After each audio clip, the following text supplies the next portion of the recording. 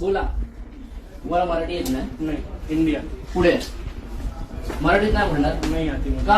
हिंदी आती. नोकरी कुठे करताय? Bank of Maharashtra. मराठी का नाही?